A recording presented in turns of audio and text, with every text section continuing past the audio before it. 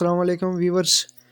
میں آج آپ کو ایک بہت ہی خاص قسم کا وظیفہ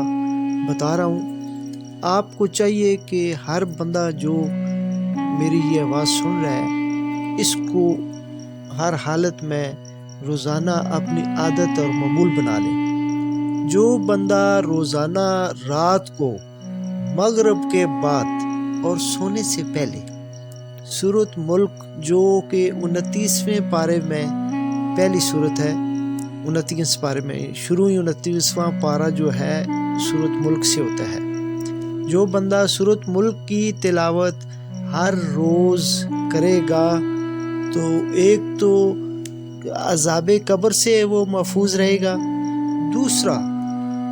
بروز معاشر یہ سورت رب العزت کے ساتھ جھگڑے گی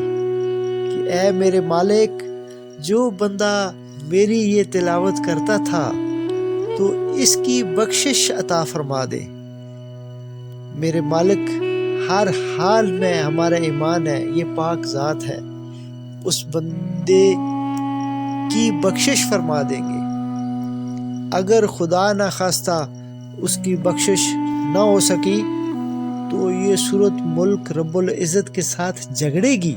اور کہے گی کہ یا اللہ مجھے اس کلام قرآن مجید سے ہٹا دے،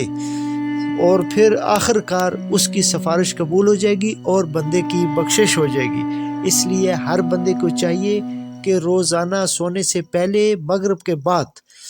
سورۃ ملک کی تلاوت ہر حال میں معمول بنائے، اور انشاءاللہ العزیز یہ ایک اتھینٹک اور 100% ازمودہ اللہ پاک کی کلام ہے۔